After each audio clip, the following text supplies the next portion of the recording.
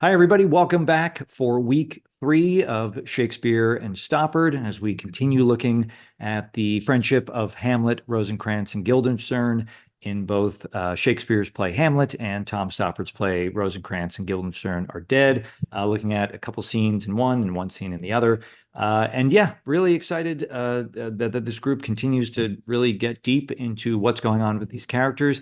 If you've missed anything, this is your first time checking out one of these sessions, go back either before or after this and watch weeks 1 and 2. Really, I think you'll be surprised and delighted with how much the group can mine from this material, and how much you might learn and take away and deepen your understanding and appreciation of the plays. So that's it. Hi, Nathan. I should always do that at the top, but rarely do I remember. So yes, I'll be listening in to the group. I'll hopefully be able to check in at the end. I'll turn it over to our director, Jeffrey. And with that, hope you guys have another great session. Thank you.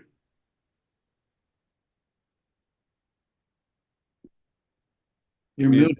I'm muted, yes. Thank you, Nathan, and hello, everybody. And I always think I'm going to be better organized, and then at the last minute, it's like, oh, I forgot to do this. Anyway, welcome. Let me start off. It's nice to have you back, Gideon. Thank you.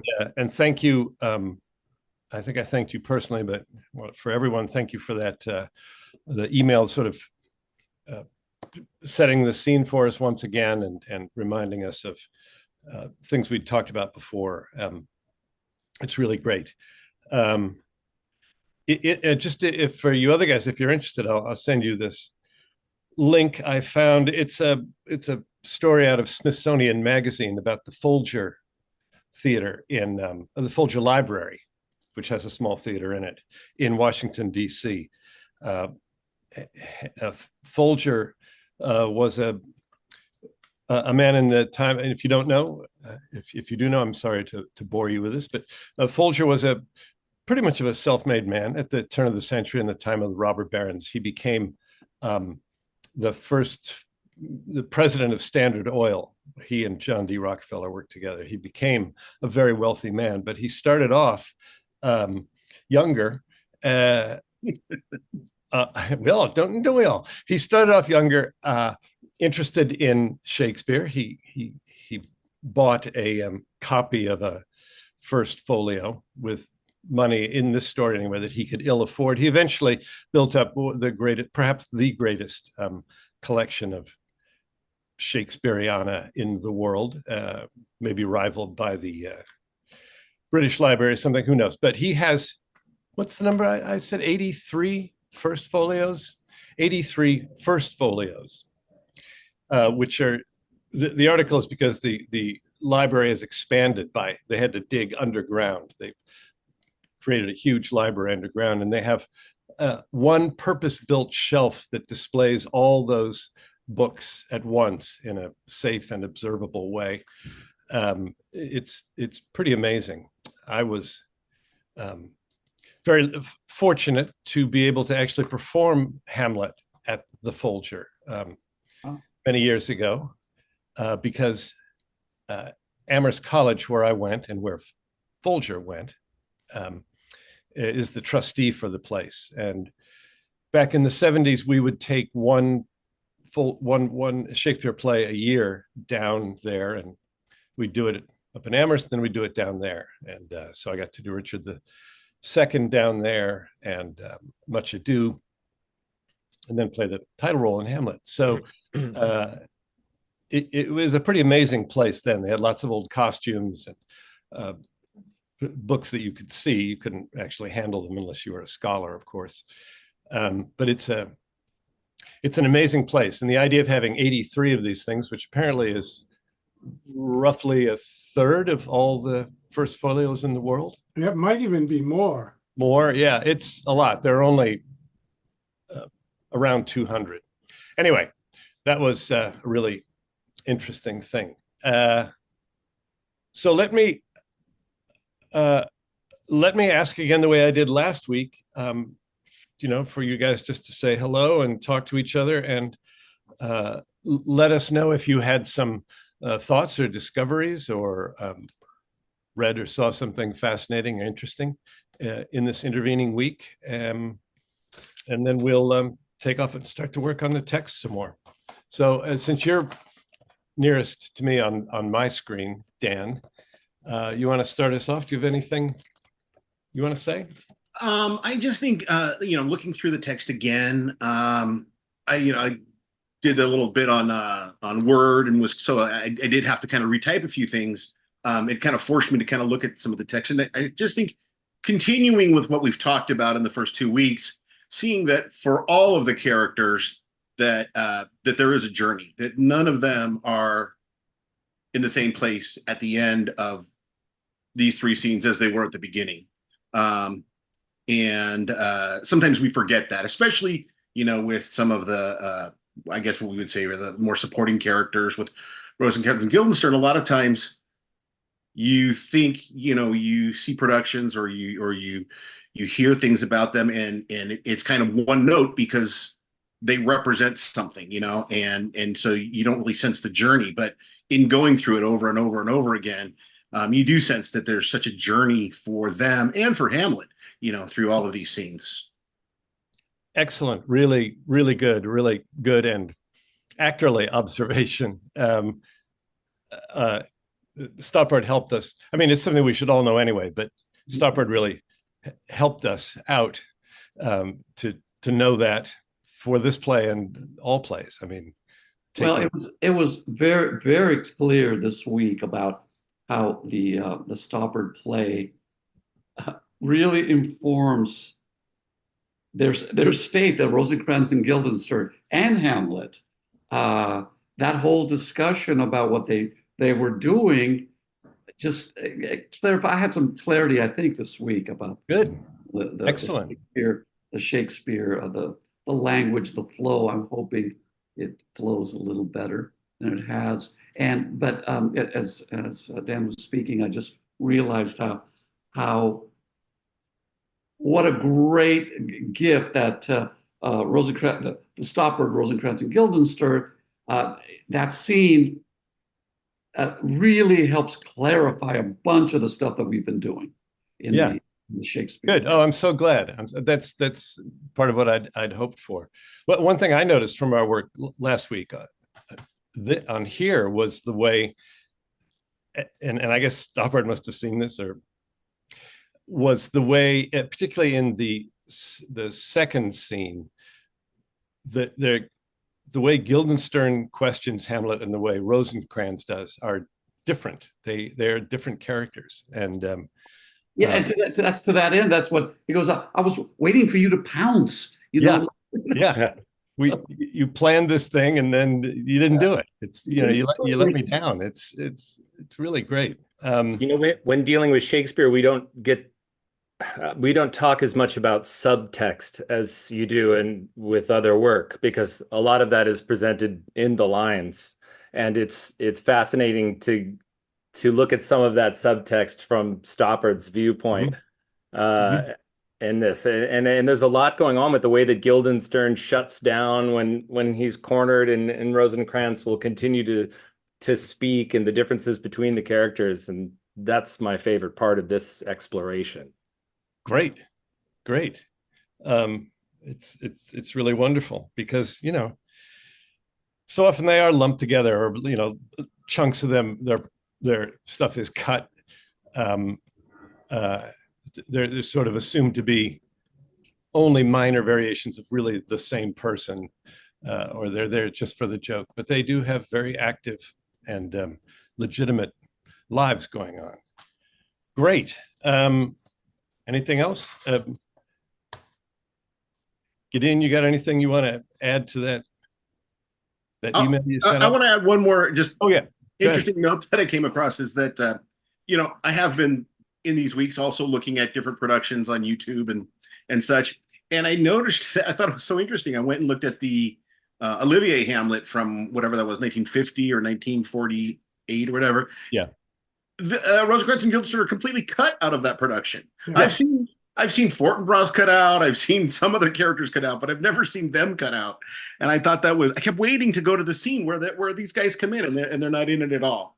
That's interesting. I remember this is one of the things for you guys, a note that before the start, I was writing to Gideon about, sort of the way we were going to look at this. And I realized that one of the first things I said was that I don't think this play can be encapsulated in one, one catchphrase, or Hamlet does XYZ because, he wants to sleep with his mother or something. I'm not saying those elements aren't there, but you can't do the play about that. That's the reason it's such a great play. But one of the first things I mentioned was that dreadful opening voiceover in Olivier's Hamlet, where he calls it the story of a man who can't make up his mind. Yeah. This is the story of Yeah. a man who could not make up his mind. Yeah. And I remember In the greatest voice, the greatest Shakespearean voice ever, and it's pure balderdash. it's rubbish. I also remember the first time I saw that movie, not probably the only, because I was a teenager or something, and I remember thinking, why is this play so great? Because it's a really boring movie, I think. Yeah. Most of it. Which is what happens, when you try to, in any Shakespeare play, when you try to make it into one thing, you won't succeed, and the things you have to do to make it fit into your mold will almost inevitably make it less interesting. Anyway, yes.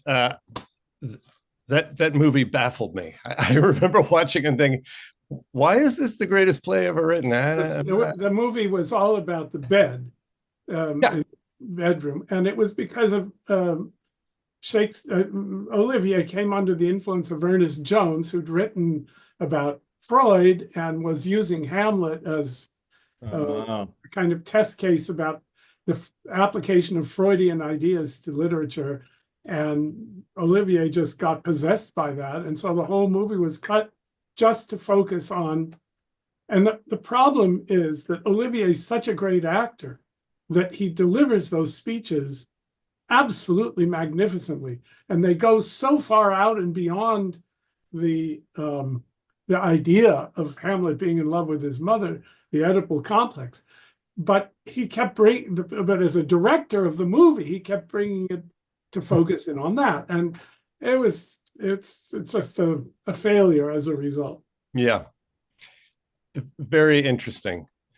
All right, well, today I want to try this thing I mentioned earlier, but last week, I think, about trying to. We may not get all the way through every scene with all of you, but I want to give everybody a taste of this, which is a little technique that helps us work with Zoom, where I'm going to ask you to take the script, whether it's here or on the screen, and take the line, look at it, then look directly into the camera so that you're looking at the person to whom you're speaking, and say the line. Don't look down until you're finished with the line. Don't look down in the middle of the line. So I'm just going to start right here. I'll start with the Hamlet line, so it's a little bit longer. My excellent good friends, how dost thou, Guildenstern? Ah, Rosencrantz, good lads, how do you both? And the idea is the people, in this case, the two of you, the people who aren't speaking, look directly at the screen so that you're watching the person you're listening to, right? Don't go down, we all try to do this as an actor, right? We try to be ready with our lines. So as we know the other guy's getting to the end of his line, we go down so that we can pick up ours. I don't want that. I want you to stay with the person on the screen until they're finished talking, then go down to your script. It makes for slow going, but it's a way to, particularly in this medium. I mean, this is also kind of old-fashioned acting school thing, but particularly in this medium, it gives us a chance to connect. I mean, it's already hard enough. We're not in the same room. We can't actually look at each other. So that's the exercise we're all going to do at some point today. One other thing I want to do, and this is something I like to do with directing. I want to give you sort of my breakdown of the scenes, the beats. I like to go through and literally draw, a line like through the script, right? And this just helps me when I'm, again, this is my technique, but I'm in charge, so we're going to do it this way. Draw a line, and then I like to give a title to the beat or that we're working on. In the first case, tablet, because that way I can make the note on the tablet, because I have it now up on my screen, and I can't do that. And I left my written printed out script at the doctor's, so I'm just going to get my tablet and I can make notes. Yeah, go ahead. We'll wait for you. Hang on. I wonder if Marcelo's doctor is rehearsing while he's away. I hope Marcelo isn't curing people at the same time. Or I hope he is curing people if he's trying. Yeah. You guys, I'm hearing you talking about me. Okay, I'm back. Gideon, can we get your book on Amazon? Yes. It is on. Amazon, All right. or Barnes and Noble, or through any bookstore that you can special order it. All right. Thank you. If Nick, if you need ISBN or any specific info, just email me and I'll send back whatever you need. You got it. Perfect. Need to get it. As long as we have a little pause here, I'll give a shout out, a shill for Gideon's other book, which is more general. It's called Appreciating Shakespeare. And this one has all the plays in it. It has 22. Oh, 22. It has a lot of plays in it. And if you order it now, you get this dust cover instead of the coverless version that Jeffrey has, because he got an earlier edition. It has a terrific beginning with chapters like more general things. What's so great about Shakespeare? Shakespeare the man. What was the state of the art in Shakespeare's theater? Did people really talk like that? What is poetry for? So there's general stuff, and then there are not précis, but there's a chapter for each of those 22 plays, which obviously doesn't deal with the play in anything remotely like the detail that the Hamlet does, but it's extremely good. I am all set up. Okay, great. Thank you, Jeffrey. I appreciate that very much. Well, that's good. I mean, that's for, I hope, 3 or 4 people may actually watch this on YouTube. So that, yes. Yeah, maybe we'll make a few sales for you, but it's extremely readable. It is a certain degree of academic, but it's readable. It's not like taking a torturous class in rhetoric. Anyway, let's get to this. I'm looking at the first Hamlet scene, and starting with Guildenstern's line, "My honored lord," and I call this first beat "Greeting Friends." You'll see I try to make all the give us an active verb in all of these and keep them fairly short. So, greeting friends.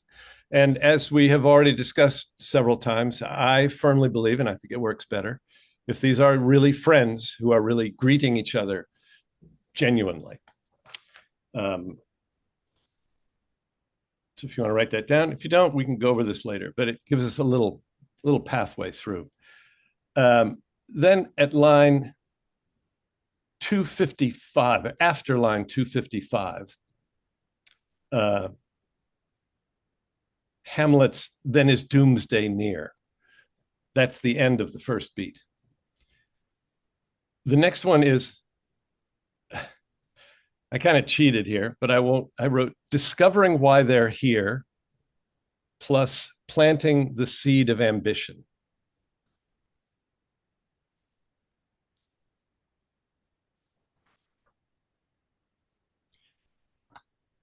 that beat goes through Hang on line. a second. Hang on 2 seconds. Sure. Why they're here. And then what was the second half? Planting the seed of ambition.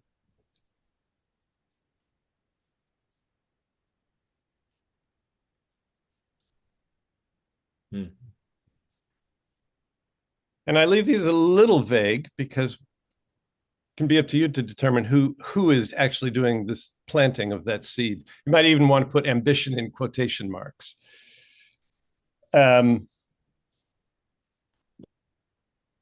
Good. This goes through, again, the middle of Hamlet's line, which starts at 287. No such matter, I will not sort you with the rest of my servants, for to speak to you like an honest man, I most dreadfully attended. That's the end. The new beat starts with but, in the beaten path of friendship, what make you at Elsinore? And I just put down pressing the question.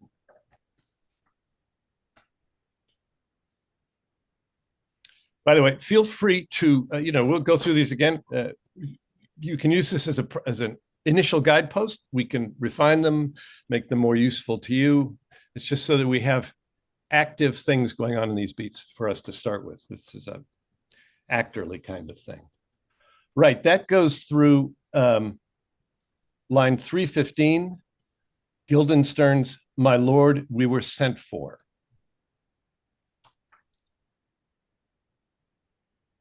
And the next beat, starting with "I will tell you why," I will tell you why.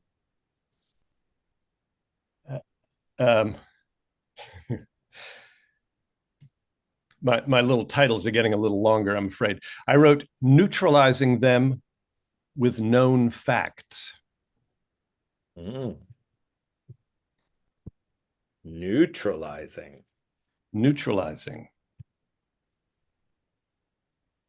And then as a sort of parenthetical thing, I wrote irresistibly leads to self-examination. And again, this incorporates the dual, the way this speech that begins, I'll tell you why. So, you're not going to get in trouble with the king and queen. And he lists the fairly standard symptoms of a melancholic man. Irresistibly leads to self-examination.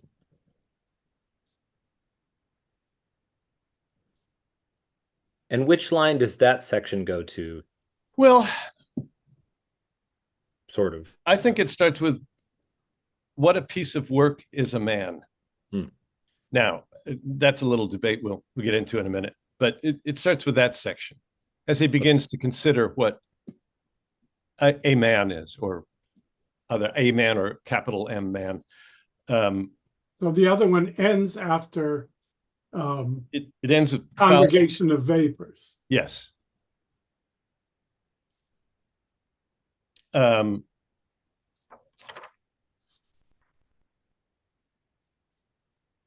just think it gets a little more inner there. And that carries through to the end of that scene. And what is that new title there from "What a Piece of Work is a Man"? Well, that's the whole thing is neutralizing of known facts. I just think that at that point in that speech, because of the type of person he is, because of his character, he slips into an almost I don't want to say this. I put self-examination. It becomes much more interior. I think the first part of that speech is a little bit of a show, but it leads him inevitably, irresistibly, for Hamlet, for a person who's given to that kind of interior life. We can also talk about how the content of the first part evokes the the second part. Yes. There's a there's a melancholy detachment in the first part that's kind of official, and then he exemplifies that in this contrast between what he recognizes a man is and how he feels about man, which is negative. And that's a combination, as you said, of self-examination and performance for their sake, because Yeah. it's kind of classic melancholia. Exactly. Now, the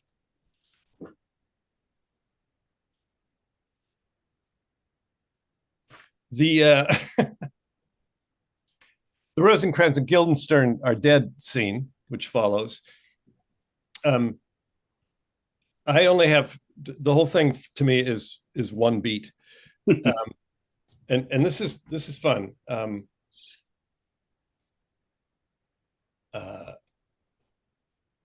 This is actually the script I used years ago when I got to do this play, and the only thing I've written here for the whole thing is getting Hamlet's message.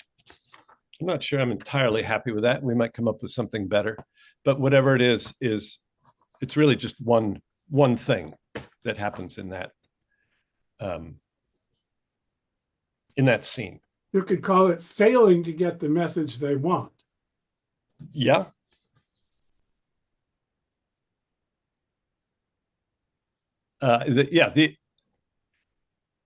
If you make it getting Hamlet's message, but then you fail, that's something that's more actorly. If you could trying to do something, Yes, you can act that. Right? Got it. Okay, I don't want to give away any. Guildenstern succeeds. Yeah, there are many variations in these. These are just things to get us going. And let me just give you this. Then in the last scene, the recorder scene. Hang on just a second. Sure.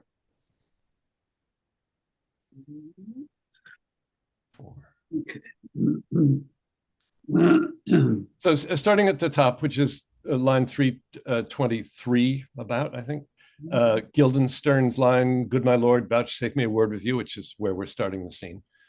I call what's coming now determining the atmosphere, which is true for all the characters, right?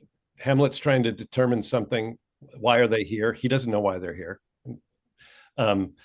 There is a weird, as we've again said many times, a weird charged atmosphere overall.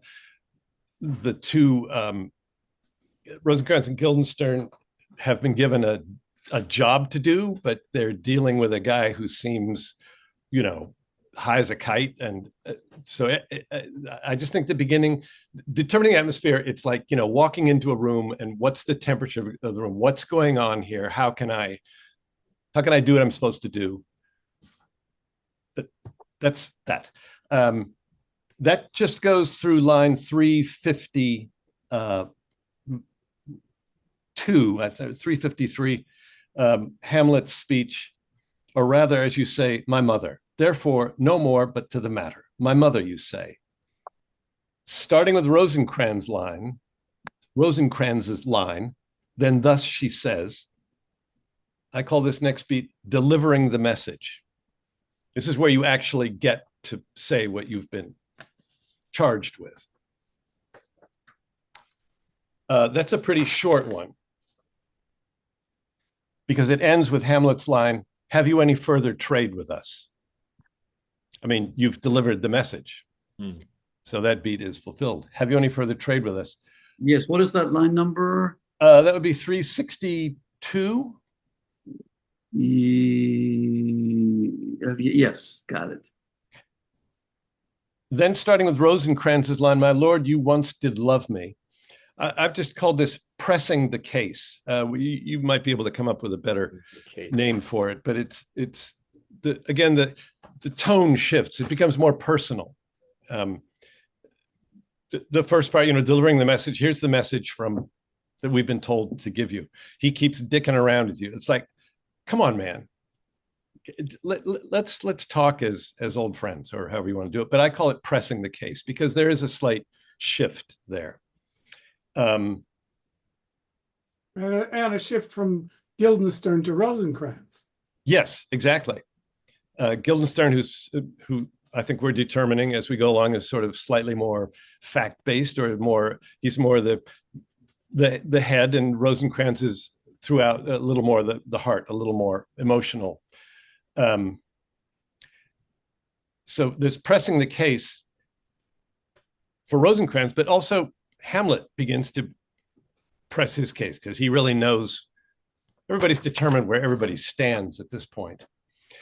I have that going through Hamlet's line 372. I, sir, but while the grass grows, the proverb is something musty.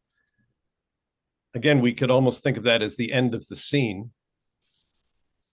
But now we have a whole new beat. Oh, the recorders, let me see one. And I call this, from this until the end of the scene, taking command.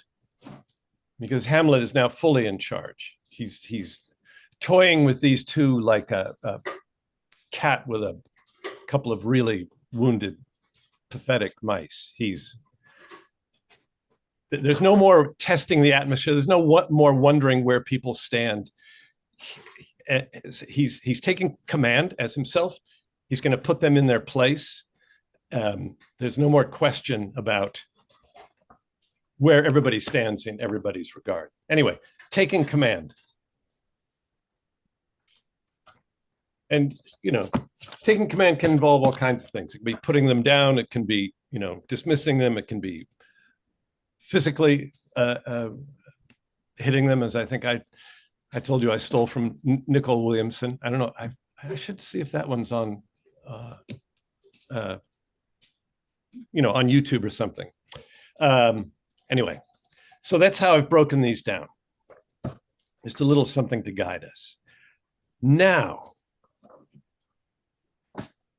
everybody's had a chance at every role. So I'm inclined to go back to our assignments the first time through. Okay. Which, if that's okay with you all. And that would be Hamlet. I was doing Hamlet. yes, Marcelo as Hamlet, Rosencrantz. Nick as Rosencrantz, and Dan as Guildenstern. So let's just try this. I'm going to actually get off completely. I'm going to close down my video camera so you guys can just deal with each other. And we'll do this exercise, right? Yeah, we're going to do this exercise now. Sorry. We'll do this exercise now. And, if I think you're beginning to wander, I'll stop. If I see your eyes not staying engaged with each other all the way through, I'll stop you and we'll go back and pick it up. See what you think. I'm not going to try to prejudge it. It gives you time to really think about what you're saying and say it without an obligation to go quickly or to pick up your cues or anything like that, right? The whole point of it is to really enjoy these words. So I'm going to go off camera, but I will be listening and still have my audio on. So let's all take a breath and shake shoulders out and start. My honored lord. My most dear lord. My excellent good friends. How dost thou, Guildenstern?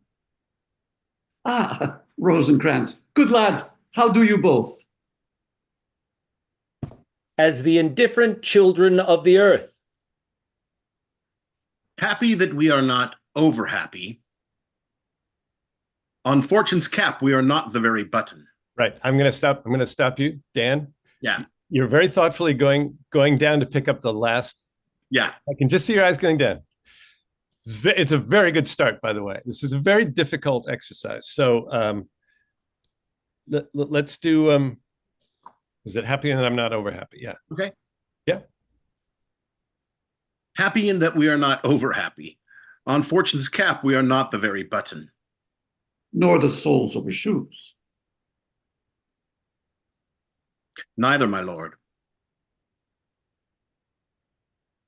Then you live about her waist, or in the middle of her favors.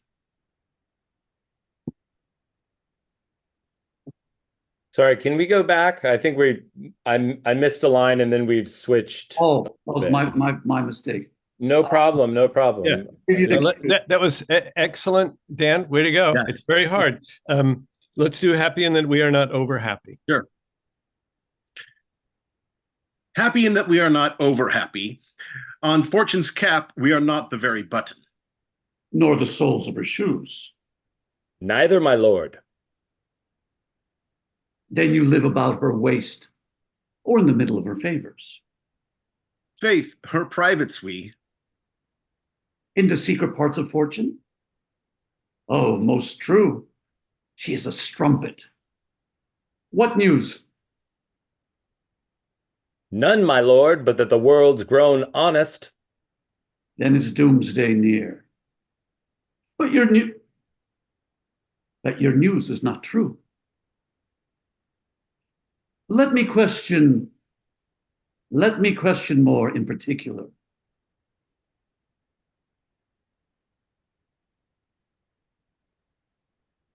What have you, my good friends, deserved at the hand of fortune that sends you? I can't get this whole piece. It's okay. If you can only pick up 4 words, that's fine. That's it. Okay, That's all. I'm not asking you to do a memorized thing.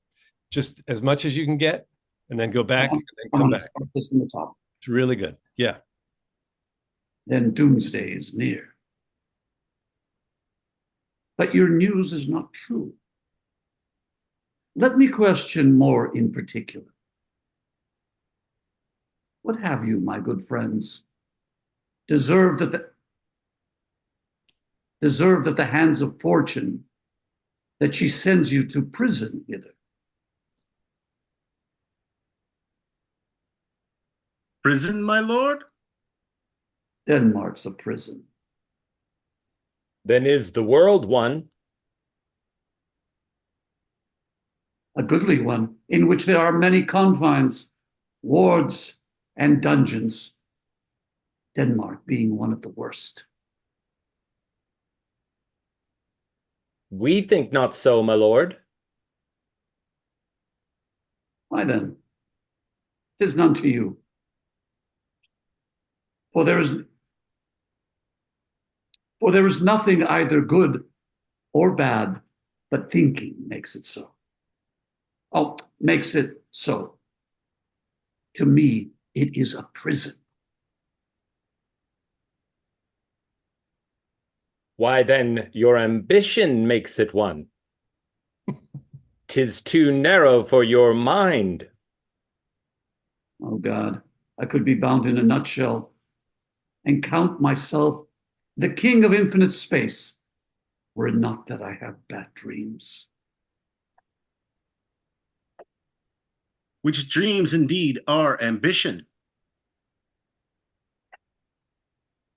For the very substance of a dream, which dreams indeed are ambition. For the very substance of the ambitious is merely the shadow of a dream. The dream itself is but a shadow. Truly. And I hold ambition of so airy and light a quality that it is but a shadow's shadow. Then are our beggars' bodies, and our monarchs and outstretched heroes, the beggar's shadow. Shall we to the court? Or by my faith, I cannot reason.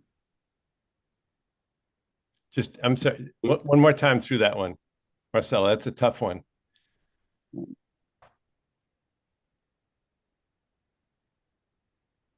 then are our beggars' bodies,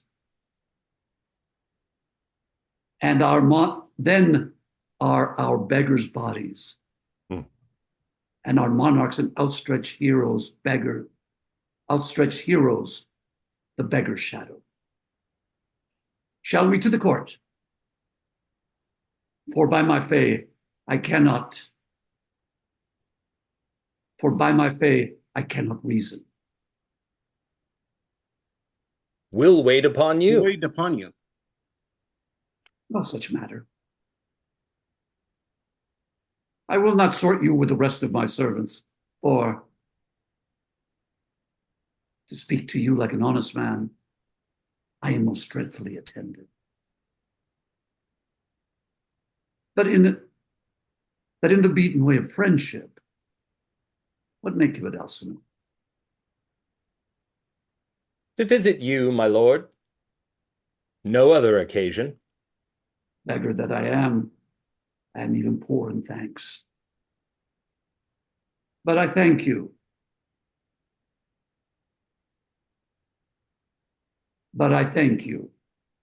And sure, dear friends, my thanks are too dear. My thanks are too dear a halfpenny. Were you sent for? Is it your own inclining? Is it free visitation? Come, deal justly with me. Come. Nay, speak. What should we say, my lord? Anything but to the purpose. You were sent for. And there is kind of a confession in your looks, which your modesties have not craft enough to color. I want to do that again. Yeah, do it again. It's great. This is going extremely well, guys. I just want to reassure you the way the text is emerging. But really take your time, even if you only get 2 or 3 words, so that you can deliver right to them. And you guys are doing a great job of watching him. The way you're all watching each other is great. It's very generous and difficult. So start that again. Can you cue me in, please? Yeah, I got it. What should we say, my lord? Anything but to the purpose. You were sent for. And there is a kind of confession in your looks which there is a kind of confession in your looks which your modesties have not craft enough to color. I know the good queen, the good king and queen have sent for you. To what end, my lord? That you must teach me. But let me conjure you by the rights of our fellowship, by the consonancy of our youth, by the obligation of our ever-preserved love, and by what more dear, a better proposer, and what by more dear, a better proposer can charge you withal. Be even and direct with me, whether you were sent for or not. What say you? May I have an eye of you.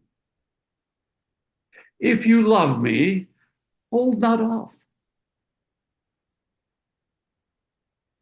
My lord, we were sent for. I will tell you why.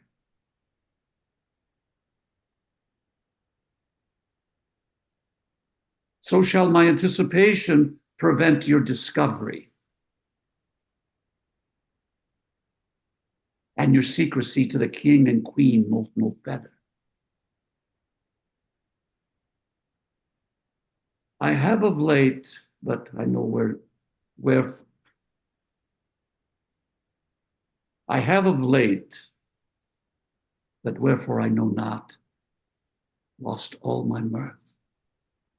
Forgone all custom of exercise. And indeed, it goes so heavily with my disposition that this goodly frame, the earth, seems to me a sterile promontory. This most excellent canopy, the air. Look you, this brave o'erhanging firmament, this majestic roof, fretted with golden fire. It appeareth nothing to me but a foul and pestilent congregation of vapors. What a piece of work is man. How noble in reason, how infinite in faculties. In form and moving, how express and admirable. In action, how like an angel. In apprehension, how like a god. The beauty of the world, the paragon of animals. And yet, to me, what is this quintessence of dust?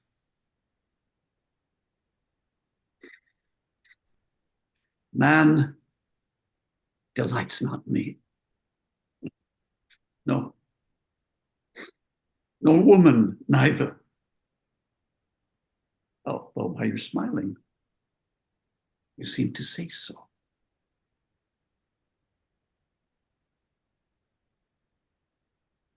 My lord, there was no such stuff in my thoughts. Why did you laugh then? When I said, a man delights not me. To think, my lord, if you delight not in man, what Lenten entertainment the players shall receive from you? We coated them on the way, and hither are they come, and hither are they coming to offer you service. Good, guys. It's difficult, isn't it? But Yeah. It's so interesting. It's so interesting, and I think just from listening to that, it forces you to do what we're always trying to do, which is pick out operative words. Those are the words, when you're looking at them, those are the ones you remember. There was one in particular, just as an example, Marcella, when you said there's a kind of confession in your looks. It just naturally emerged in this wonderful. It was just great, It's so interesting too. In this speech of the I will tell you why, so shall my anticipation be great. Through that, and as I went on and on, there was some emotional thing that stirred in me that was unexpected and wonderful. This is wonderful. This is wonderful. And I'm so glad you said that, because I'm sure everyone else did. I certainly picked up that was happening. And it 100% confirms my belief that if you get the thoughts right, The emotions will come unbidden. I mean, you could hardly get through that speech. Unbidden. I mean, it was like, And it's like magic. So that's wonderful that you said it and you discovered it, because it's something that I have found. it came so unexpectedly and out of left field. Yeah. I cannot tell you how often I've worked with student actors who don't know what to feel or how to say something until they understand exactly what the words mean and focus, and then it comes and it's magic. Yeah, because, I mean, here he is, right? He starts talking about the earth, the air, the things around him, and how overwhelming the whole thing is, and that the world is a beautiful place because of the. It just. It's a great piece of writing, the way it progresses from. I'm sure literary people can make a better, précis of how it proceeds from the general to the specific. But that's also what I said about the way he starts in this very conventional description of melancholy, a sort of disease almost, and it actually begins to affect him. He turns more and more inner. He goes from the world and the sky to, what this. Look at this amazing masterpiece of everything, of the masterpiece of the universe. Right, and it feeds into you see his melancholy. Then you see the melancholy. Then you see actual melancholy. Yeah, And then they laugh. They're not getting it. Like what the fuck? What is wrong with you? Exactly. Which again is another piece of drama. That's great writing, because that's the kind of thing that endears us to characters. Yeah, because then what it hit me about, like, what is wrong with you? What's wrong with you? With he's been in this thing, and then he laughed. What the fuck? Yeah, that struck me off. I just want to say also, I think this exercise not only informs the individual connecting with the words, it informs the relationship, because looking at the eyes of the speakers, looking in Marcello's eyes, his words impacted me so much more than when we would do it, just read through. And a lot of the time, like, Jeffrey would say, we're looking for our next line. We're not really listening to him. We're not really connecting. Where in this exercise, even as the listener to something, you're getting so much more out of the scene. Great. Yeah. I am delighted that this is working for you, especially. I mean, I can't tell you how happy you're. As it was happening, Marcello, I was thinking, oh, I'll be able to talk about, my. Yeah. And it's the secret. Anyway. The other thing that struck me too about this exercise is that it is an exercise, I think you mentioned it before, in trust. In meaning that if you only get through, because I was so worried about trying to get the whole line, to get the whole through thought, but it's not that. It's not that at all. Not it. So that I started picking up 2 or 3 words only, and then coming back down, and still the stuff stayed with me.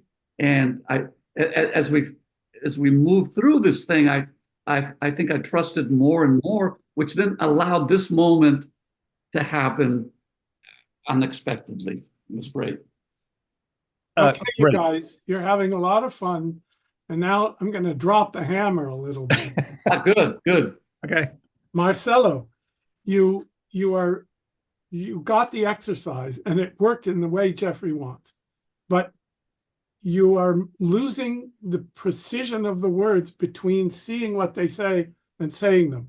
So, for example, you changed shoe to shoes. I had several of those, which I realized when I went back to right. You said free visitation instead of a free visitation.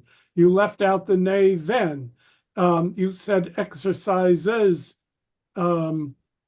I you said said get exercise instead exercise, of yeah. exercise. So it's just a general note about those examples. How tempting it is for the mind to jump on the word we think must be there rather than the actual word that's there. And when you break it up like this, Yeah. it reveals itself. So Gideon, Yes. not to fight you, because I don't ever fight. I just and not but. Okay. Is I think in the spirit of the exercise. Yes. Because if I'm going to be, we're going to just now say we're going to do it again, but not that exercise. I'm going to be much more careful as I'm reading through this to make sure that I honor the words as written. But I was less worried about it, not worried, but less worried about it in trying to stay with the exercise. I completely out other things. I completely understand. I support you. I'm not complaining. I just want you to know that that was happening. That's You were bringing down the hammer. Yes. Man. And there are a couple of other things I wanted to say from hearing this. Line 286 is Rosencrantz and Guildenstern, both of them. So I think Daniel said, "We'll wait upon you," and I think Nick said, "We'll wait upon you," and neither of those is right. It should be the weight. You have to hit the weight. You have to hit the weight. Yes. And then the one other one was 342. That was, who was that? Rosencrantz. Here there, no, we'll We coded them on the way. To offer you service. Yeah. I want to hear offer and service and not you. I hit the pronoun. Yeah. Yeah. Okay. Good. That's it. Can you hang on just a second, because I want to make this note. What line was that, Gideon? Which one? The last one. Oh, 342. Hither are they coming to offer you service. So 342. It's a Rosencrantz line. Yeah, I just want to, because when I do Rosencrantz, I want to have that. Yeah, good. 342. Hang on 2 seconds here. It's the last line of this of the scene of the beat. So you want to hear offer? Offer and service. Offer and service, not you. Mm-hmm. Yes. Well, of course. No, I have a, and again, this, I'm not, I realize the nature of the exercise, but I still want to pick out a couple of things. This would be around, this is Rosencrantz and Guildenstern, around line 252, 251 and 250. So Hamlet, then you live about her waist or in the middle of her favors. I think yes. I think you need to lift middle a little bit, so that Guildenstern need to lift privates. Yes, right? I agree. And you I have one other thing where antithesis will help too, and it's there. It's line 282. Can we just go back to that line? Sure. Then you live about her waist, or is the or an or? I mean, you live about her waist. That is, the or is if you were saying, that is to say. That is to say, the middle. It's not a different thing. It's yeah. Let me give you another phrase for it. Yeah. And favors is a complex word, right? So it means her generosity to you, but it also means the way she looks or the way she's shaped, right? So it becomes a sexual innuendo. The way boys do. And what was the antithesis you wanted to? Yes, line 282. Marcelo, this was giving you trouble, and I think the reason is you want to bring out the antithesis between bodies and shadows. The bodies cast shadows. Yes. So a shadow's shadow. So then he concludes, then are our beggars physical bodies, and our monarchs and outstretched heroes are the beggars' shadows. So it's an inversion, right? The beggars and the monarchs and outstretched heroes are opposites, the lowest and the highest. and the lowest turn out to be bodies, and the highest turn out to be merely shadows. So it's then our beggars, then our beggars' bodies and our monarchs and outstretched heroes, the beggar's shadow.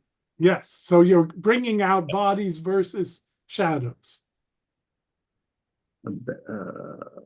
Bringing out bodies, the beggar's bodies, the heroes, the beggar's shadows. Yes, so Yeah. in other words, I don't want to hear beggars as if it were possessive. It's not the bodies of the beggar. No, it's the beggar's bodies. Then our beggars are bodies, and our heroes are their shadows. Beggars' bodies, and our monarchs and outstretched heroes, the beggar's shadows. Yes, there you go. Okay. I have a question regarding the exercise. Sure.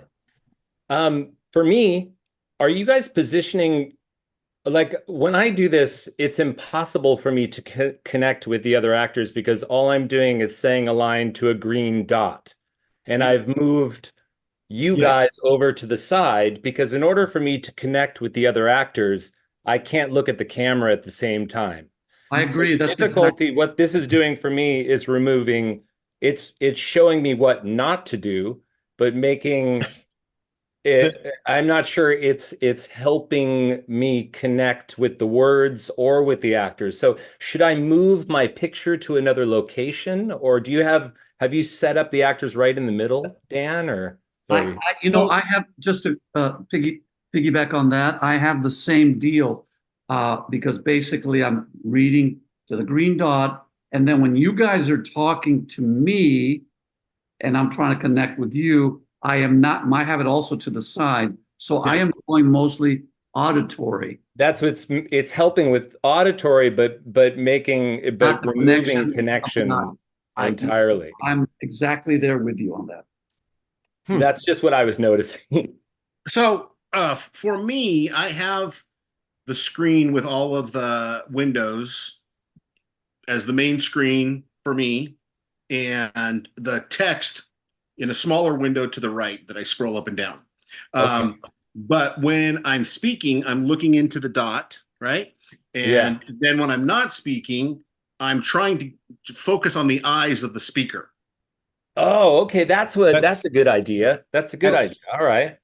Because then you can look at the that person, it feels like that person's speaking to me because they're looking at the dot. Yeah, because I keep addressing the dot and listening to you guys, but I'm like, I have no idea what you're doing. So Daniel's right. For this exercise, you've got to be looking at them when they're talking, then look at your lines, then speak to the camera.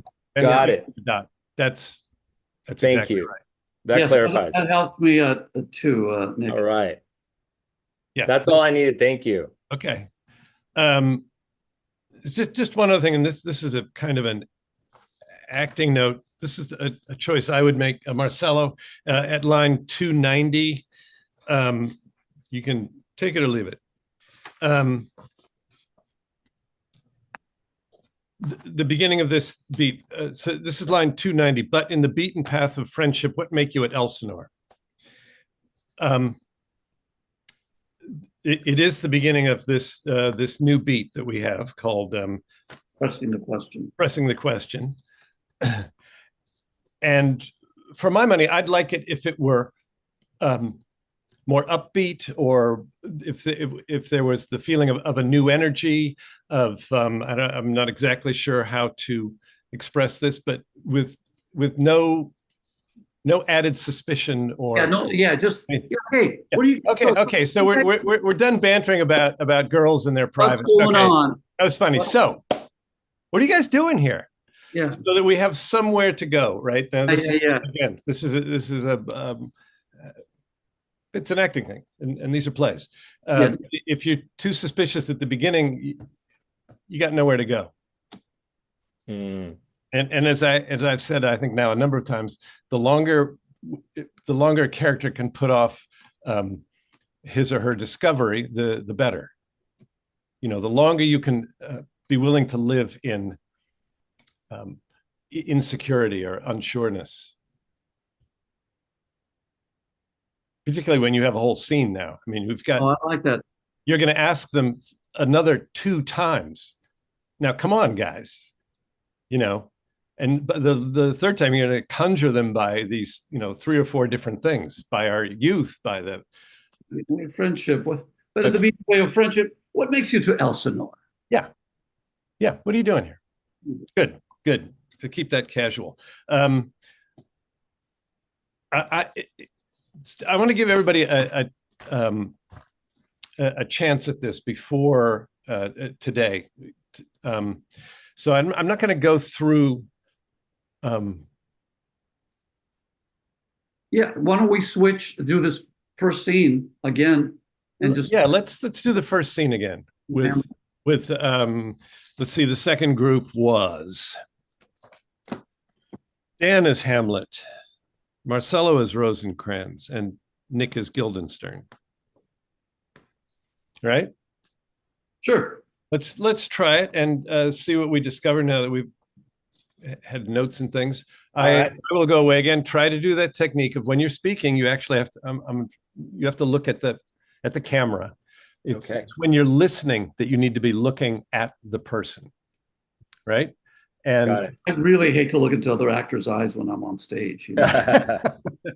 It's because you don't know what's going to happen, right? She said, I'm going "Mystery." to forget my line. So distracting.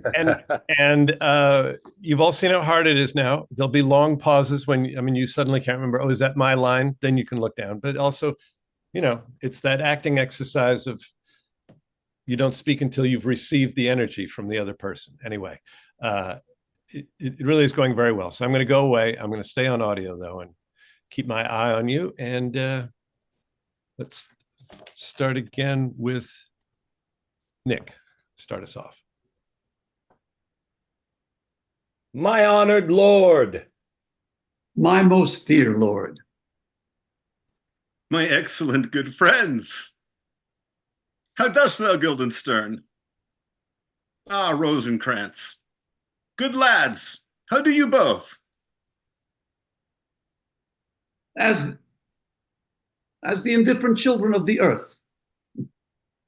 Happy that we are not over happy. On fortune's cap, we are not the very button. Nor the soles of her shoe? Neither, my lord.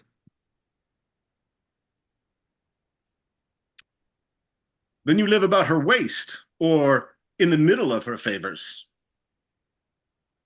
Faith, her privates we. In the secret parts of fortune. Oh, most true, she is a strumpet. What news? None, my lord, but that the world's grown. None, my lord, but that the world's Gideon is coming into my. Here we go. Sorry. None, my lord, but that the world's grown honest.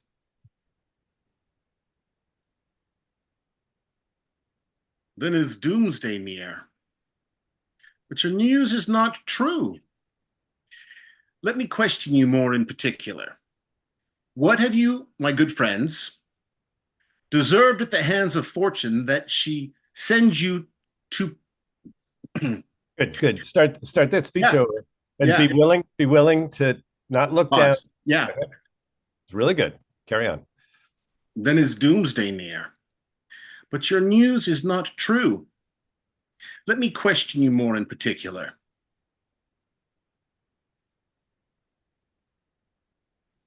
What have you, my good friends, deserved at the hands of fortune that she sends you to prison hither?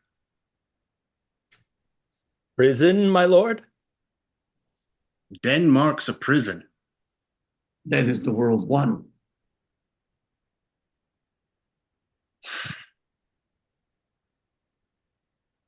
A goodly one in which there are many confines, wards, and dungeons, Denmark being one of the worst.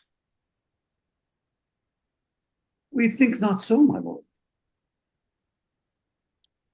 Why then 'tis none to you, for there is nothing either good or bad, but thinking makes it so. To me, it is a prison. Why then your ambition makes it one. 'Tis too narrow for your mind. Oh God, I could be. Oh God, I could be bounded in a nutshell and call myself king of infinite space, were it not that I have bad dreams. Which dreams indeed are ambition. For the very substance of the ambition, excuse me, for the very substance of the ambitious is merely the shadow of a dream. A dream itself is but a shadow. Truly. And I hold ambition so airy and light a quality that it is but a shadow's shadow.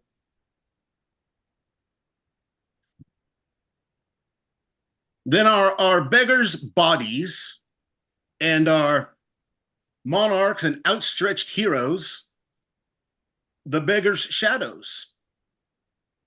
Shall we to the court? For by my faith, I cannot reason. Will wait upon you. No such matter. I will not sort you with the rest of my servants. For to speak to you like an honest man, I am most dreadfully attended. But in the beaten way of friendship, what make you at Elsinore? Start again. Do that speech again. Yeah.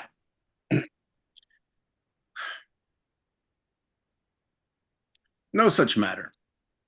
I will not sort you with the rest of my servants. For to speak to you like an honest man, I am most dreadfully attended. But in the beaten way of friendship, what make you at Elsinore?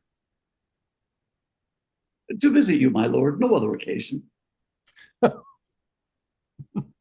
Beggar that I am even poor in thanks.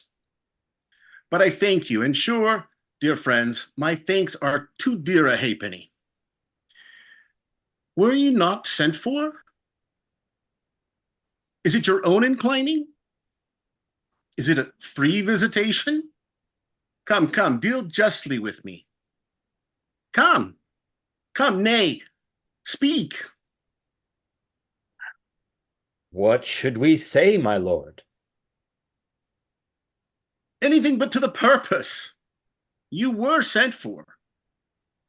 And there is a kind of confession in your looks, which your modesties have not craft enough to color. Let me try that again. Yeah. Anything but to the purpose. You were sent for. And there is a kind of confession in your looks, which your modesties have not craft enough to color.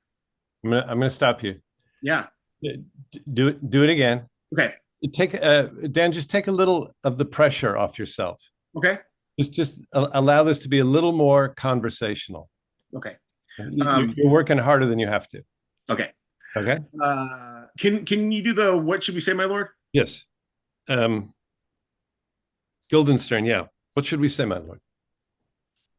What should we say, my lord? Anything but to the purpose. You were sent for, and there is a kind of confession in your looks, which your modesties have not craft enough to color. I know the good king and queen have sent for you. To what end, my lord? That you must teach me. But let me conjure you by the rights of our fellowship. Once again, Okay? you read that whole line. Yeah. To what end? Go ahead. Go ahead. Yeah, Marcel, give him the line. To what end, my lord? To what end, my lord? That you must teach me. Good. But let me conjure you by the rights of our fellowship, by the consonancy of our youth, by the obligation of our ever-preserved love and... Hang on, this is a tough phrase.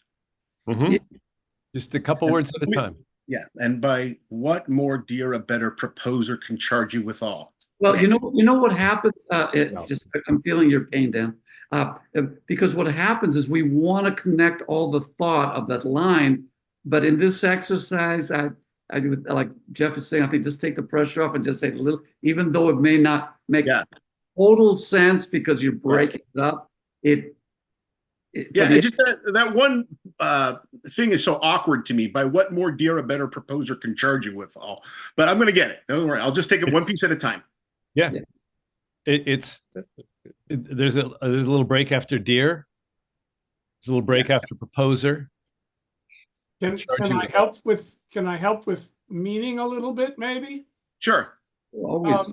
By what more valuable a better proposer can charge you with? By what better argument someone who argues better than I do can request it of you? Okay. Does that make sense? Yeah. So dear means precious, right? Valuable. In this case, a more valuable thing than rights of fellowship, consonancy of youth, obligation of love, or something even more valuable that I could persuade you with. Okay. Yeah, that's great. Or someone better than me could persuade you. Good. Yes? Yeah. Okay. I'll lead you in. Yeah, thank you. What end? Yes. To what end, my lord? That you must teach me. But let me conjure you by the rights of our fellowship, by the consonancy of our youth, by the obligation of our ever-preserved love, and by what more dear a better proposer can charge you withal. Be even and direct with me, whether you were sent for or no. What say you? Nay, then I have an eye of you. If you love me, hold not off. My lord, we were sent for. I will tell you why. So shall my anticipation prevent your discovery, and your secrecy to the king and queen moult no feather. I have of late, and wherefore I know not, lost all my mirth, forgone all custom of exercises, and indeed it goes so heavily with my disposition that this goodly frame, the earth, seems to me a sterile promontory. This most excellent canopy, the air, look you, this brave o'erhanging firmament, this majestical roof, fretted with golden fire, why, it appeareth nothing to me but a foul and pestilent congregation of vapors. What a piece of work is man! How noble in reason, how infinite in faculties, in form and moving, how express and admirable, in action, how like an angel, in apprehension, how like a god, the paragon of animals, the beauty of the world, the paragon of animals. And yet to me, what is this quintessence of dust? Man delights not me. No, nor woman neither, though by your smiling you seem to say so. Ooh.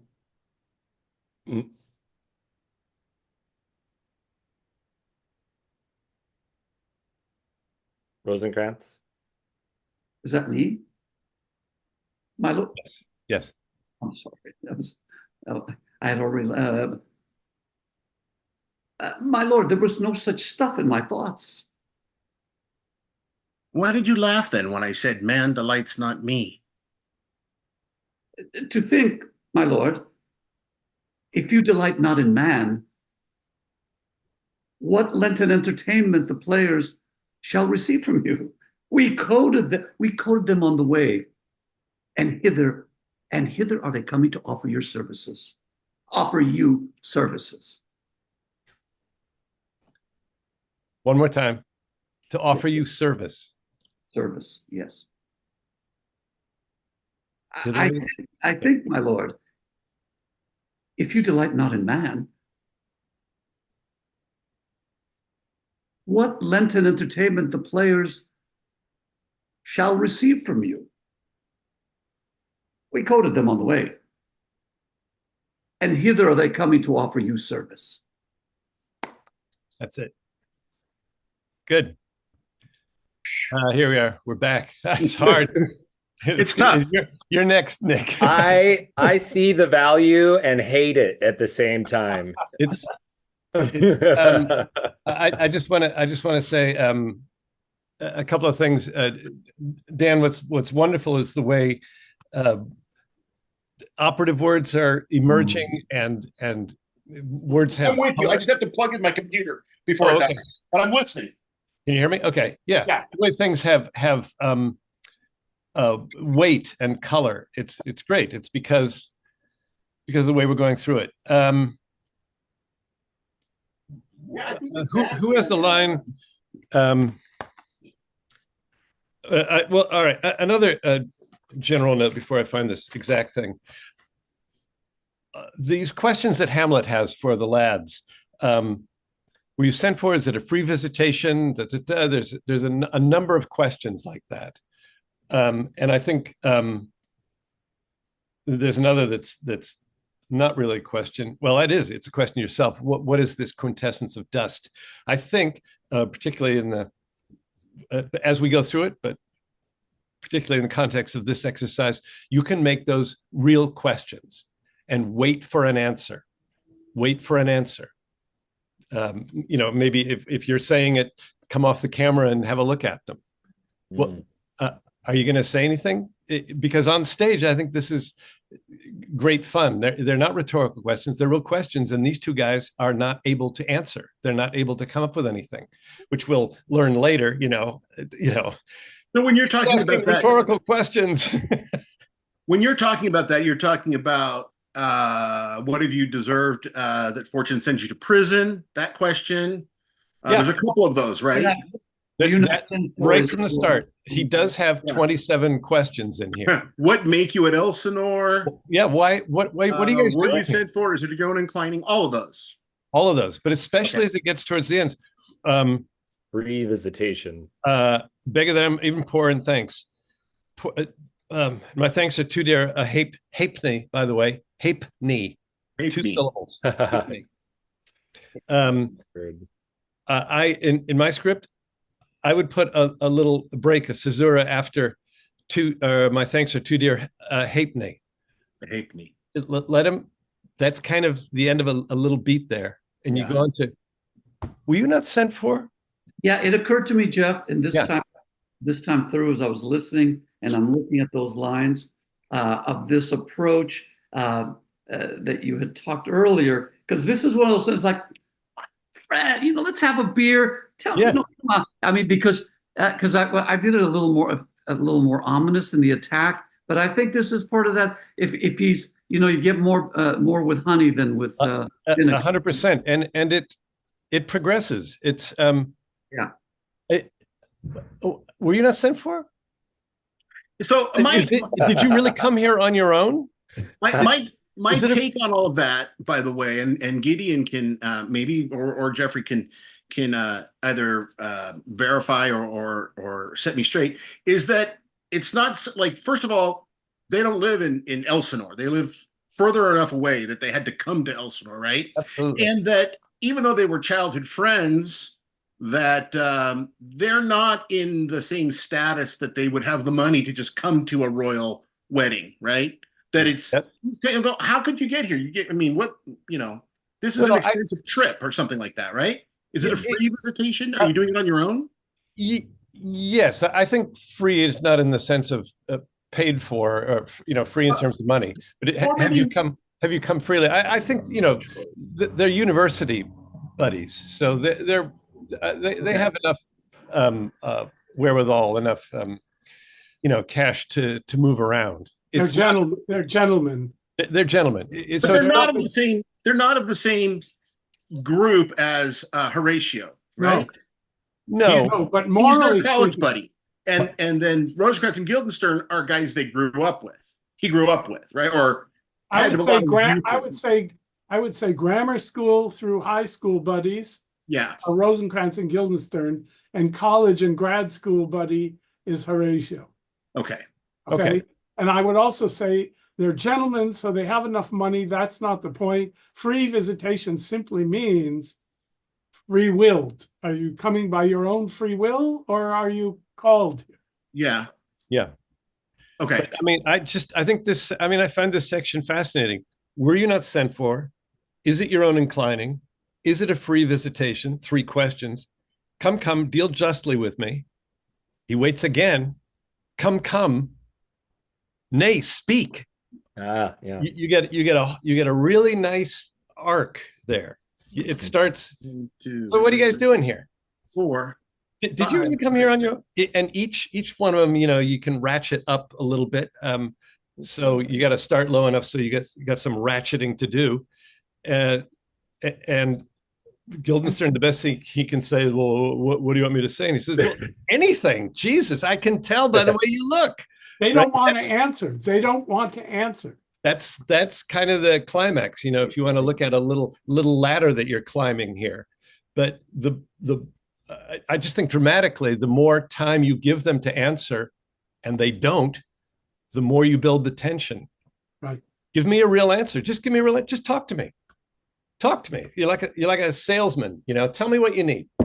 Or it's rhetoric. It's so just. That's just one thing I wanted to point out. But I want to salute you for the way you're using words, the way you said prison. Dan was terrific. Where is it? Oh, in this little stichomathea, this little back and forth at the beginning, 264. Again, Dan, the way you picked out prison was great. Rosencrantz, then is the world one, right? World is the operative word there. Yes, I had the same note. And again, Rosencrantz, who's a little, poor old Rosencrantz.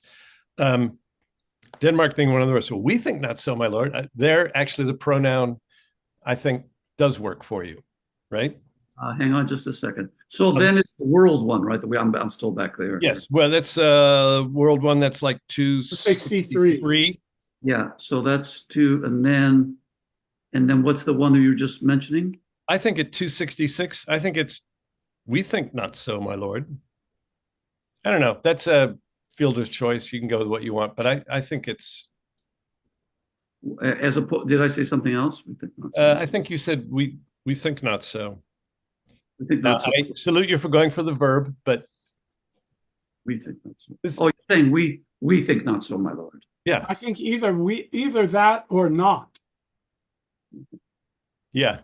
I like the we because it's like you're trying to cajole him out of his lonely position over there. They both work. They both work. Whoever on 276 substance versus shadow, that bit was very good. I think that was you, Dan. Again, you really got that. Antithesis there. 284. 284. I think after that, the oh no, I'm sorry, it's Guildenstern. Guildenstern at 276.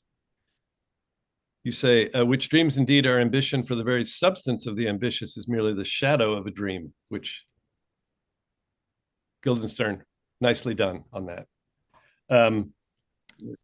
At 283, no, 280.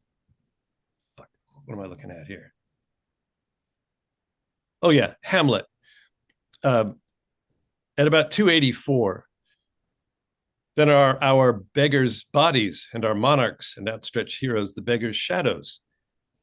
Give yourself a little break there. It's like this is the end of the wordplay. There's another little. Okay, that's enough of that. This right. There's a little break there, and yeah, 295 I've talked about. There's definitely a break there before you go into were you not sent for. Hey Penny? Hey Penny? Hape knee. Ape? Hape and then knee. Oh, Your leg joint there. ape knee. Yeah. Hape knee. Oh, I got you. Okay, ape. Oh, and this is just me, but I think that the world is a sterile promontory. Just sounds better in my ear than sterile. Yeah, I didn't know about. I was going to ask about that also. Almost 3 syllables. I didn't know if one was more British and one was more American, or if it just sounds better sterile. I'm sure we could debate it till the cows came home. It's a stronger vowel. It's a strong, yeah. To make that I long and almost make it 3 syllables, or certainly a diphthong at the end, sterile. It helps the word emerge. Gideon, can I ask a question? Yeah, but I'll just say the isle is British and the ul is American. Yes. Yes. I don't understand the line, then are our beggars' bodies and our monarchs and outstretched heroes the beggars' shadows. Okay, so go back a line. So what line is that, Nick? Line 2, starting at line 280. We'll try to make this clear. I've never understood it. I hold ambition of so airy, empty, and light, insignificant a quality that it's not even just a shadow, it's the shadow of a shadow. That's that line. If that's the case, if ambition is the shadow of a shadow, then our beggars who have no ambition versus our monarchs and outstretched heroes have ambition. Oh. So the monarchs and outstretched heroes are merely the shadows of the beggars, because the beggars have no ambition. So for them, I'm getting bollocksed up in it.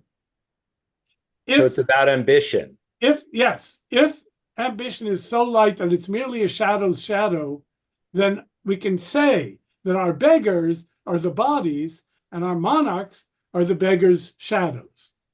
Thank you. Thank you. Did that work? I don't even know. That's much clearer for me. Okay. Thank you. All right, good. I can't wait to play that back on YouTube. I have about 6 of my own I wanted to point to. May I? Jeffrey, you're muted. Damn it.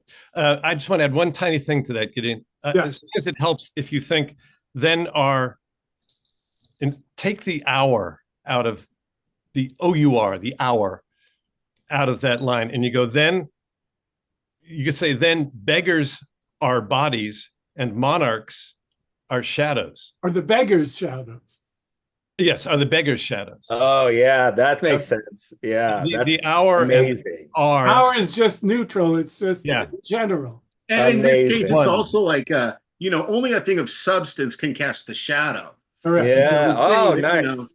Nice. The beggars are the only. He does this throughout the play where he talks about the beggar can go through the gut of the king and all that stuff. Yeah. But where he's saying the beggars are the bodies, are the only thing of substance, right. And the idea of becoming a king or a prince or in the court, that's just airy and light.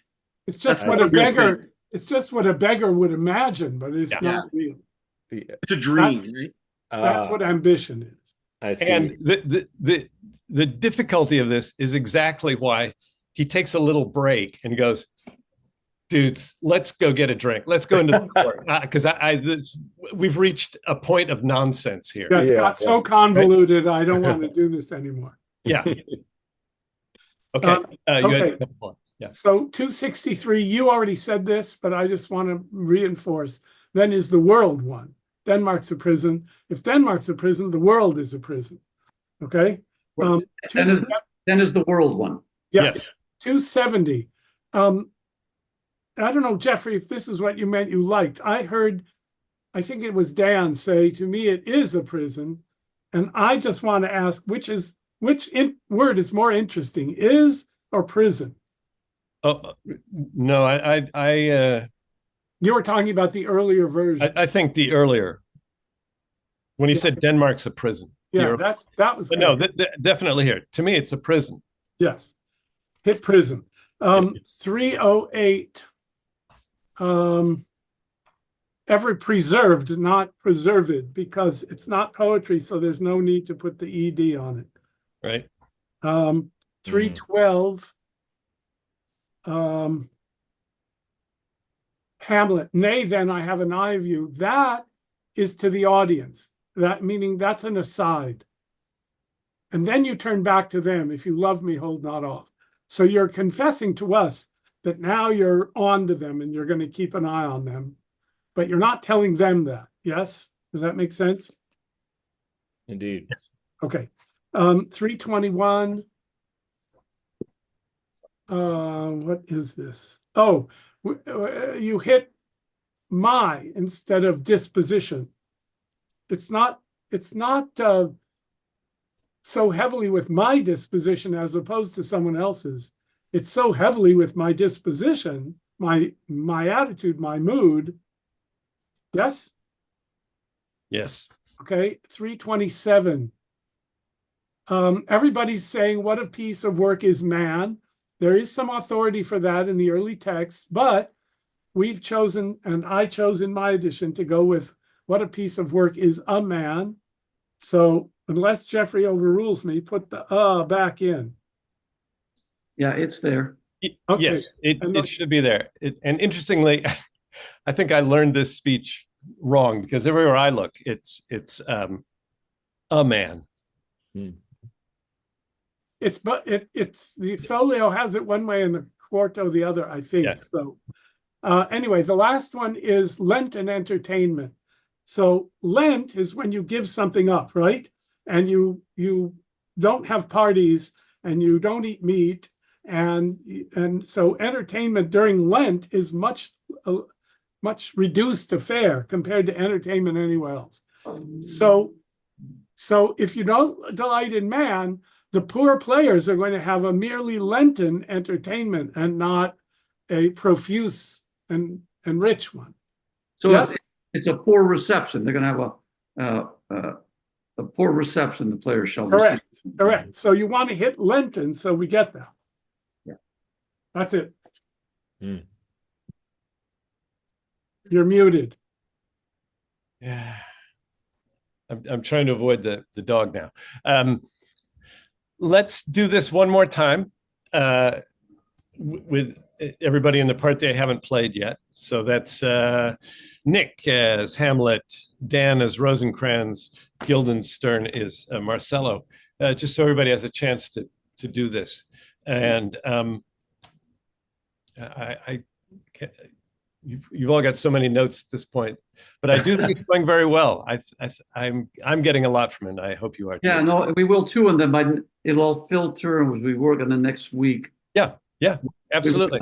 We will have forgotten anything. What's great about this, it's like physical therapy or something. It's working the small muscles that we don't get to work. You know what I mean? Exactly. And that's why I enjoy these kinds of sessions. I mean, it's a kind of luxury that you just don't get. There's simply not time for it, but if we, as you said, you can do it on your own a little more now, when you go through it again, instead of, you go through it word by word, and it's great. All right. I'm going to go away, and Guildenstern, start us off. My honored lord. Hang on, Dan. I was muted. Start again. Here we go. My honored lord. My most dear lord. My excellent good friends. How dost thou, Guildenstern? Ah, Rosencrantz. Good lads, how do ye both? As indifferent children of the earth. happy in that we are not over happy. On fortune's cap, we are not the very button. Nor the soles of her shoe. Neither, my lord. Then you live about her waist, or in the middle of her favors. Faith her privates we. In the secret parts of fortune, oh, most true, she is a strumpet. What news? None, my lord, but that the world's grown honest. Then is doomsday near. Oh, wait, so let me try that again. Then is doomsday near. But your news is not true. Let me question more in particular. What have you, my good friends, deserved at the hands of fortune that she sends you to prison hither? Prison, my lord? Denmark's a prison. Then is the world one. A goodly one, in which there are many confines, wards, and dungeons, Denmark being one of the worst. We think not so, my lord. Why then 'tis none to you.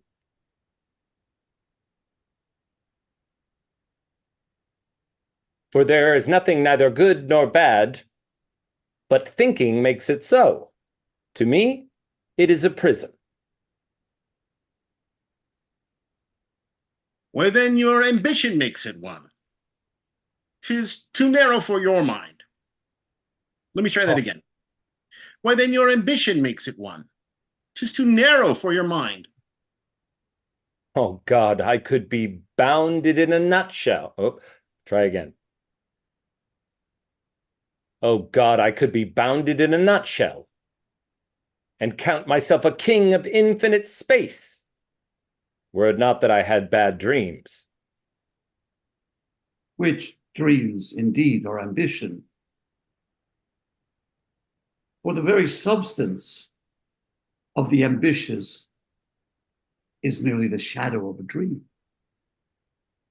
A dream itself is but a shadow. Truly. And I hold ambition of so airy and light a quality that it is but a shadow's shadow. Then are our beggars' bodies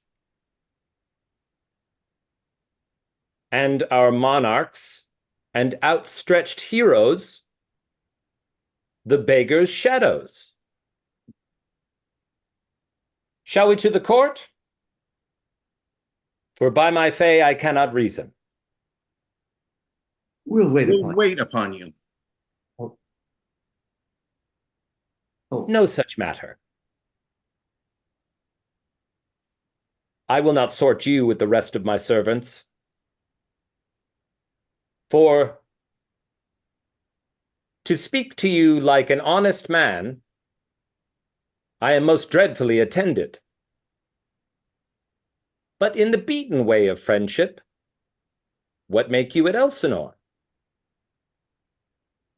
To visit you, my lord, no other occasion.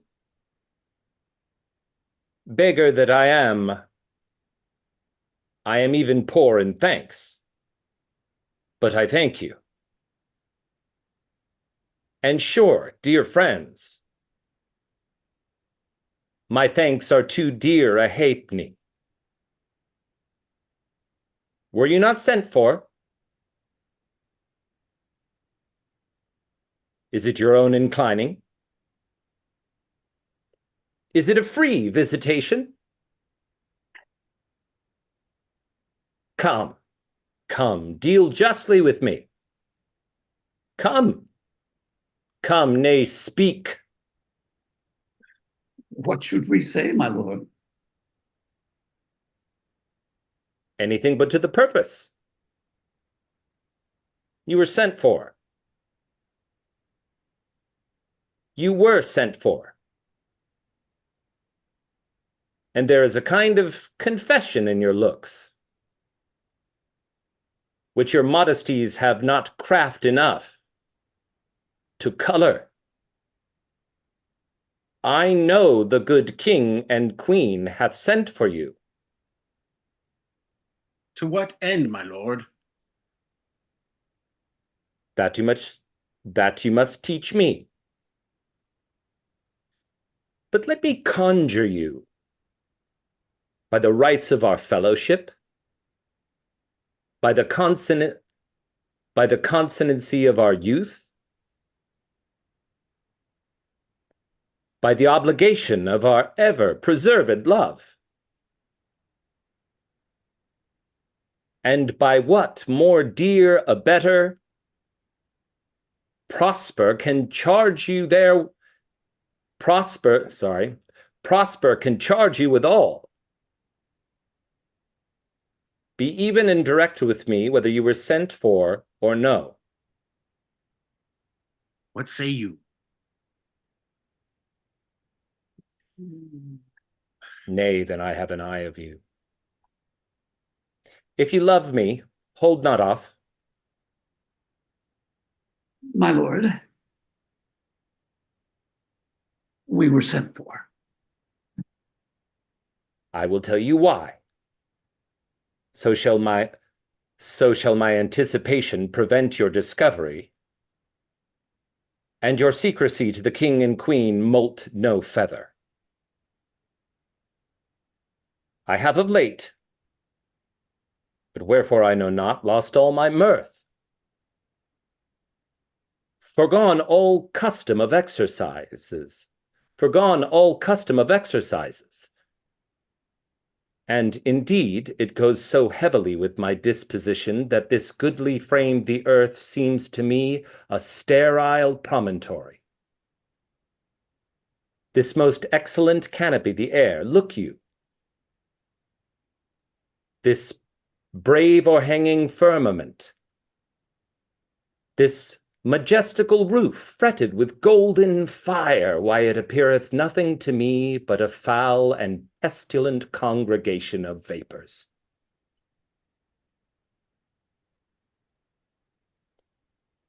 What a piece of work is a man! How noble in reason, how infinite in faculty! How infinite in faculties!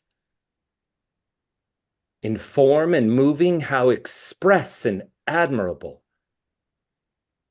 In action, how like an angel. In apprehension, how like a god. The paragon of the world, the beauty of animals, and yet to me, what is this quintessence of dust?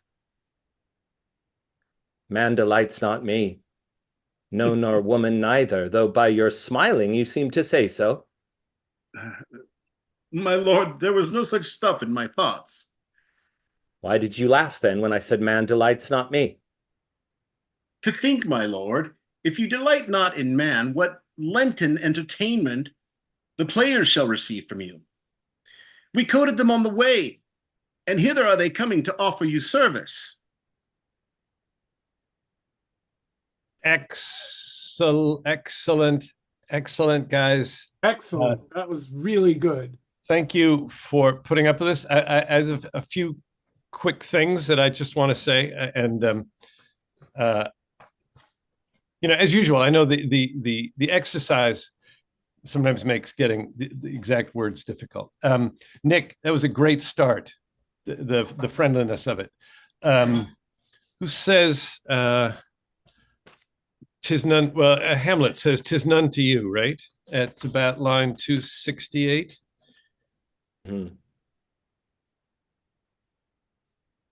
Yes. There's nothing either good nor bad, but thinking. Yeah, I think the operative word there is none, and in the very next or later in that sentence, thinking makes it so. I think those are the words you want to be heading for. Jeffrey, I don't know if you know you're not on video. Oh, let me get back on video. You can hear me. I really am there you go, on a god mic. There he is. There you go. Rosencrantz, at line 280, I picked up something from you on truly I hold ambition of so airy and light a quality. Yeah. Again, this is sort of a Rosencrantz character thing that I thought was terrific. I think he's slightly showing off. He's jumping in with, oh, I know it's good.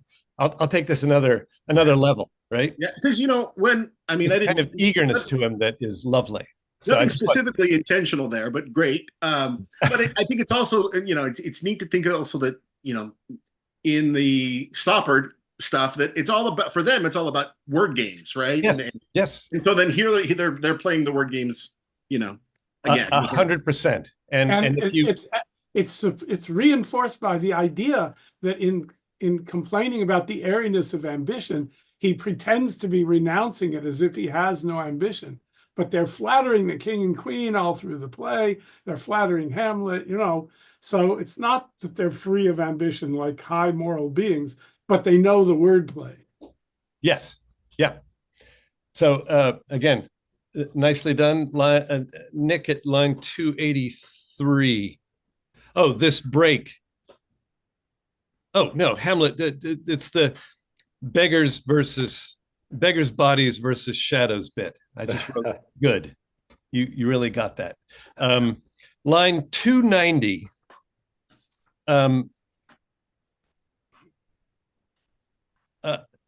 You took that break there. I'm most dreadfully attended, but in the beaten path of friendship. What I wrote here was catch yourself. So that I think of this first, but in the beaten path of friendship. If it's almost a oh, by the way, just I see. Yeah, rather than already suspicious, like, hey, it's weird. Why are you guys here? By the way, there's a but there. Yeah, there's a but. Yeah, so I mean, I could almost see a if you were staging it, you could almost do a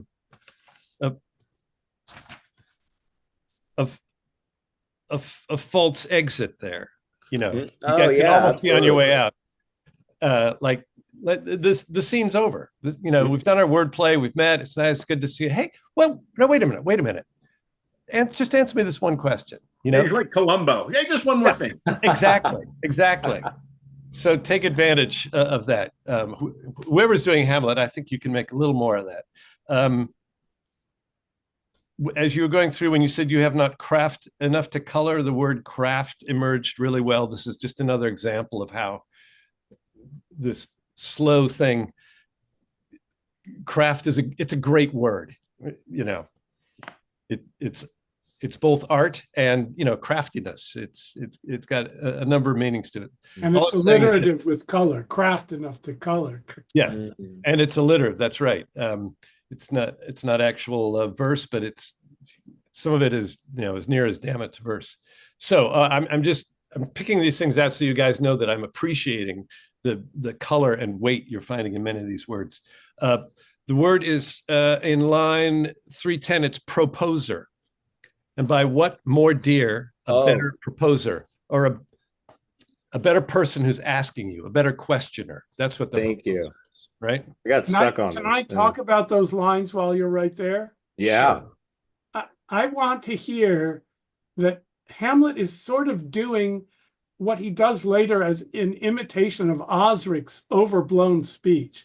He hasn't been getting the answer out of them by the way and beaten way of friendship. So now he's conjuring. That's even more intense. But he's not really doing it. He's pretending to do this by fancier and fancier language. Oh, let me go way out of my way to show you how extravagantly I can ask you to answer this question. And it builds from by the rights of our fellowship, consonancy, that's a bigger word, of our youth, obligation of our ever-preserved love. He's just expanding these words rhetorically to sound big to them. And he's having fun doing it, but he thinks maybe that'll work. Very good. And then cleverly ends it with a very direct question. Yes. Yes or no? I'm asking you a yes or no question. No, he does the same thing with the Gravedigger, where he says, "Just give me a straight answer," you know. But he plays along with the wordplay for a while, Right. and then he says, "But now just give me the straight answer." That's right. That's right. And I just have one more thing, and that's at 287. I think maybe, I'm sorry to be interrupting Jeffrey. No. But I only have one more thing. I will not sort you with the rest of my servants. You hit the you, Nick, and I would hit the rest. Oh, okay. Yeah. Sort and rest. I knew that it's one of those times when you say it and go, Yes. There you go. That's good. Good. That's Okay. it. That's it. That was, I mean, you can hear it yourself. I was impressed by this one. This was a really good, I mean, all of them, but this was a very good reading. Yes, Nick, I like the way you take your time. There's, again, this is just a sort of acting note, even in this kind of a read. This build, which you were getting, from angel to God to the beauty of the world to the paragon of animals, that's the climax. I mean, it's the paragon. There's nothing better. Give yourself that break. There's a dash in there. I mean, you know, punctuation and dashes. It's all. What line? I always thought the peak was God, and then he was blowing off the beauty of the world, the paragon of animals, and yet to me, what is this? I would dispute that. Okay. Yeah, I would too. Okay. I would even build further, because the actual fall is after quintessence, which is the highest thing, dust, which is the lowest. This is what it's all about. This is a fielder's choice, but there is definitely a build at least through the paragon of animals. Yes. Okay. And there's a dash written in there. Again, punctuation is always debatable, but I think that's the moment where he thinks. Take time to consider that, right? Mm-hmm. So that it's not a prepared speech. It's this is great. This is great. This is beautiful. This is the best thing in the universe. Why can I not? Right? Yeah. Why can I not enjoy this masterpiece? That's what you start with. What a masterpiece is man. Not, you know, well, look at this piece of work. It's really this is a perfectly shaped vase. Whatever it is, whatever kind of imagery you want to use. But give yourself time to go from the most exquisite creation in the universe to a quintessence of dust. Right? Just give yourself the time. You know, Shakespeare's giving you a very strong scaffold to stand on here. We will go with you as long as you are thinking it through, rather than reading a graduation speech. Right. It's in this moment, and that's what got Marcello. You know, that's what will get us. It's great. We have reached time. You've come past time with me. Just really terrific work. I know it's hard. We will go back to more. This is our third. Is this our third one? Yeah, we have one more. Yeah. So the last one. Oh, there's Nathan. So the last one will be. We'll be going back to regular read throughs. We'll do the whole thing for everybody. This was very enlightening. I enjoyed it. Yeah. I urge you to, at some point, just once, just read through it really slowly, out loud. Say the words out loud, bearing this kind of thing in mind. You know, see if you can look down at the script and get, one clause or, half of a sentence or 3 words, and then look up and say it. It's all going to be about trying to read this let's see. Yeah. Can't. Yeah. And I mean, this is, yeah.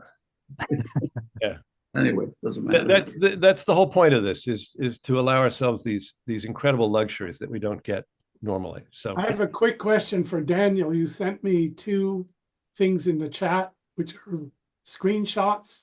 Yeah, actually, I meant to send it to the group, and I actually sent it to you individually. That was just to show the other actors how I have my screen set up. oh, When we were talking about looking at the camera versus looking at the Yeah. eyes. Thank you. Yes. right. Yeah. Right.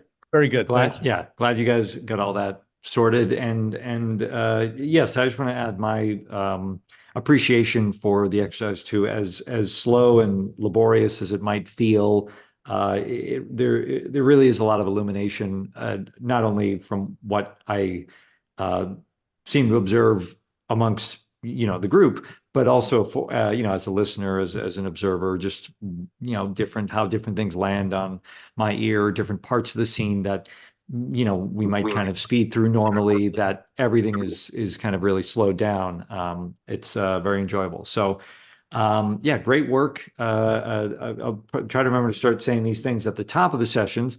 But for those watching, thanks so much for being here. There is a Patreon if you want to support the project and get some additional early access to some things, priority with questions.